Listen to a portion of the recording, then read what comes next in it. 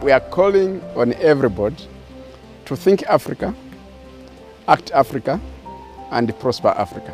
It comes down to the change of mindset. We are implementing the Africa we want. A lot of the countries understand that this is good for them, that it is a game changer. Hello à toi et bienvenue sur ma chaîne, je m'appelle Aminata et je suis convaincue que l'entrepreneuriat est la seule réponse concrète face au développement de l'Afrique. Pour rappel, mon adresse mail s'affiche juste là parce que beaucoup d'entre vous me la demandent et tu peux me contacter si tu as besoin d'accompagnement sur ton business plan, ton business model ou encore sur ta stratégie. Mon équipe et moi-même, nous sommes là pour vous aider justement, pour vous accompagner dans votre création d'entreprise, mais aussi pour la création de sites internet ou encore d'applications. Aujourd'hui, je vais te parler des États-Unis d'Afrique. Je sais, ça te paraît fou, mais oui, on est en train d'y arriver. Dernièrement, donc le 1er janvier 2021, 33 pays africains ont ratifié, c'est-à-dire qu'en fait, ils ont mis en vigueur le traité de libre-échange qui permet aux individus, aux capitaux et aux biens de circuler librement partout en Afrique. Dans cette vidéo, je vais t'expliquer les tenants et les aboutissants de ce traité. Je vais également t'expliquer les limites de ce traité, mais surtout, je vais t'expliquer comment ce traité va pouvoir bénéficier à la population africaine, mais plus précisément, comment ce traité va pouvoir bénéficier aux entrepreneurs comme toi. Donc sans plus tarder, c'est parti. Une nouvelle année et un nouveau départ pour l'Afrique. Le 1er janvier 2021, 33 pays africains ont ratifié, c'est-à-dire qu'ils ont mis en vigueur le traité de libre-échange communément appelé AFCFTA en anglais et ZLECA en français. Le 7 juillet 2019, les 54 pays du continent, à l'exception de l'Érythrée, ont signé un traité de libre-échange pour permettre la libre circulation des biens, des personnes, mais aussi des capitaux au sein du continent. La plus grande zone de libre-échange est maintenant entrée en vigueur en Afrique. Mais beaucoup d'experts soutiennent que le continent manque d'infrastructures adéquates pour mettre en œuvre cet accord. L'Afrique est-elle prête pour la libre circulation? Je te laisse me donner ton avis en commentaire. Dans un instant, je t'expliquerai les bénéfices de cet accord à l'échelle du continent et ce que ça va vraiment changer pour les entrepreneurs. Mais avant de te donner plus de détails sur ce marché unique, revenons un petit peu en arrière sur sa mise en place. Les États-Unis d'Afrique, un rêve devenu réalité?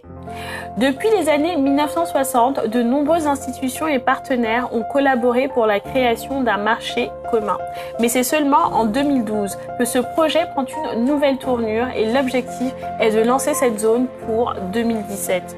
En juin 2015, à Johannesburg, lors de la 25e session de la conférence de l'Union africaine, le processus de négociation est officiellement lancé. S'ensuit alors une série de négociations pour fixer les objectifs, les principes, la feuille de route pour créer la ZLECA. 3 forums de négociation ont lieu à Addis Abeba en Éthiopie entre février 2016 et mars 2018. Le 21 mars 2018, 44 pays sont signataires lors d'un sommet à Kigali. Quelques autres pays qui ont des réserves ne rejoignent pas le projet, tels que le Nigeria, le Burundi, l'Érythrée, la Namibie et la Sierra Leone. Le Nigeria émet des doutes quant à l'intérêt du projet au niveau national. Le 7 juillet 2019, le président du Nigeria, Muhammadu Buhari, et le président du Bénin, Patrice Talon, signent l'accord de libre-échange lors d'un sommet de l'Union africaine à Niamey, au Niger, portant à 54 le nombre de pays signataires. L'Érythrée devient le seul pays africain à n'avoir pas rejoint la zone de libre-échange. Le 1er janvier 2021, la ZLECA est officiellement mise en vigueur dans 33 pays signataires. Les États-Unis d'Afrique en quelques mots. Une fusion des 54 pays en un État massif non partagé appelé les États-Unis d'Afrique. Ça fait rêver, non? Les États-Unis d'Afrique seraient formés de 54 pays souverains qui, ensemble, couvriraient 6% de la surface totale de la planète et 20% de ses terres comme un seul pays. Les États-Unis d'Afrique couvriraient une zone gigantesque de 30 millions de kilomètres carrés en faisant définitivement de lui et de loin le plus grand pays dans le monde. La population totale ici serait de 1,3 milliard, ce qui signifie que les États-Unis d'Afrique seraient le 3e pays le plus peuplé dans le monde, toujours derrière la Chine et l'Inde. Avec un âge moyen de 19,7 ans, il serait le pays le plus jeune du monde en 2050, soit une décennie de moins que l'âge moyen mondial. La capitale de ce pays serait accordée à la ville d'Addis Abeba, en Éthiopie. La ville qui a pris une place importante dans la mise en œuvre de ce projet et qui est symboliquement l'un des 2 pays à ne jamais avoir été colonisé et transformé. L'Éthiopie est donc un symbole de liberté pour les Noirs et les Africains de ce monde. Pour consolider cette intégration, les États-Unis d'Afrique devraient adopter une monnaie unique pour faciliter davantage le commerce, réduire les coûts de transaction et faciliter les paiements. L'économie combinée de ce pays serait de 2,5 billions de dollars, ce qui en ferait la 7e économie du monde, toujours après la France et la Grande-Bretagne, les 2 plus grands colonisateurs du territoire africain. Décevant, je sais. Mais cette Union africaine représente clairement un espoir d'avoir plus de poids dans ce monde et face aux décisions internationales. Parlons maintenant des bénéfices de cet accord pour les entreprises, mais aussi pour les pays. Avant que je ne t'expose dans quelques instants les risques et les freins de cette zone de libre-échange. L'absence de frais de douane sur 90% des biens est le bénéfice majeur de cet accord qui va permettre de réduire la lourdeur administrative douanière sur le continent et ainsi de booster les échanges intra-africains. L'objectif serait donc de doubler ces échanges commerciaux entre les pays africains. En 2018, 59% des échanges commerciaux asiatiques étaient intra-continentaux. 69% des échanges européens étaient intra-européens, tandis que seulement 20% des échanges commerciaux étaient intra-africains. Cet accord arrive donc à point nommé pour renverser la tendance. Le deuxième bénéfice non négligeable de cette zone de libre-échange est qu'il va permettre l'ouverture du marché, en donnant accès aux entreprises à un marché composé de 1,2 milliard de personnes. Ce traité a également pour but de favoriser les collaborations entre les différents pays d'Afrique afin que des transferts de compétences aient lieu, que les entreprises africaines soient plus compétitives au sein même de l'Afrique, mais aussi à l'international. La libre circulation des capitaux permettra également de booster les investissements intracontinentaux.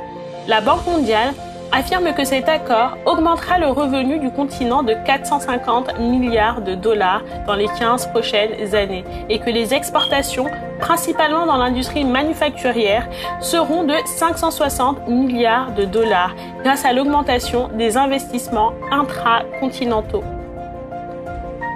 Cet accord de libre-échange promet de sortir 30 millions d'Africains de l'extrême pauvreté et de créer des emplois d'ici 2050.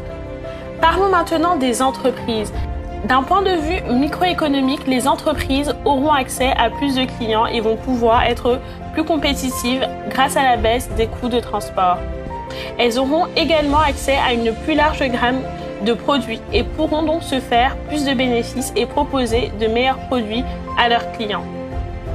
Cette zone de libre-échange devrait également booster les collaborations intra-africaines et ainsi permettre aux entreprises de se compléter en termes d'expertise et de transfert de connaissances et ainsi de fabriquer des produits à plus haute valeur ajoutée.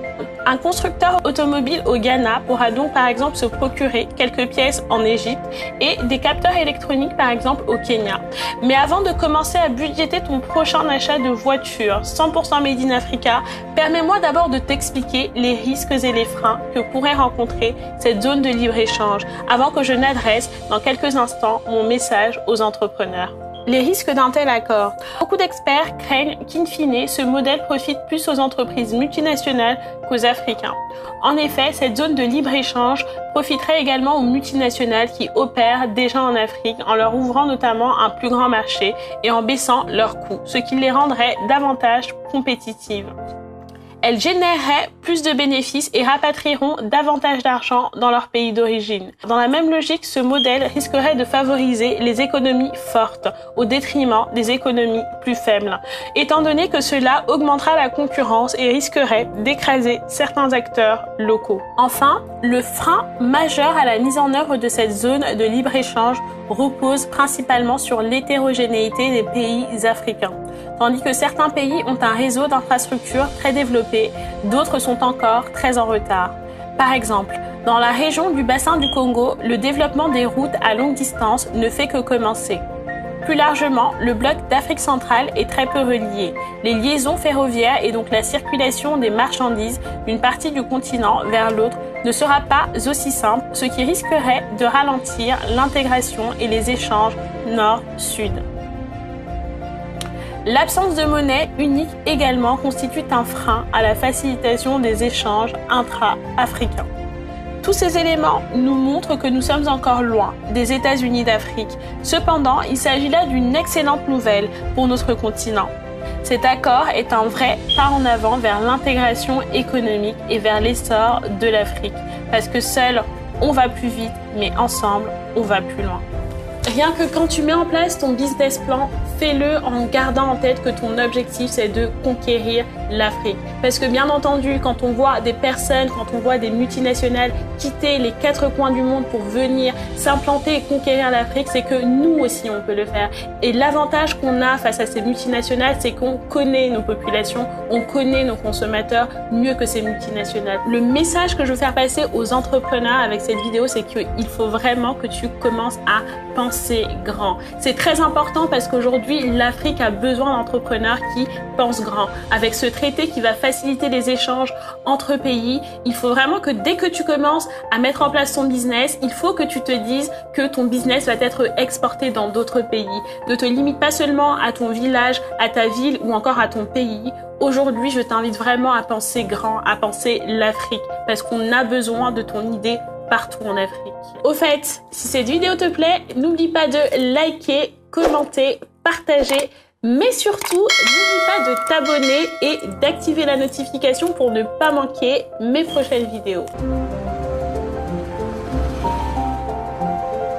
We are calling on everybody to think Africa, act Africa, and prosper Africa. It comes down to the change of mindset.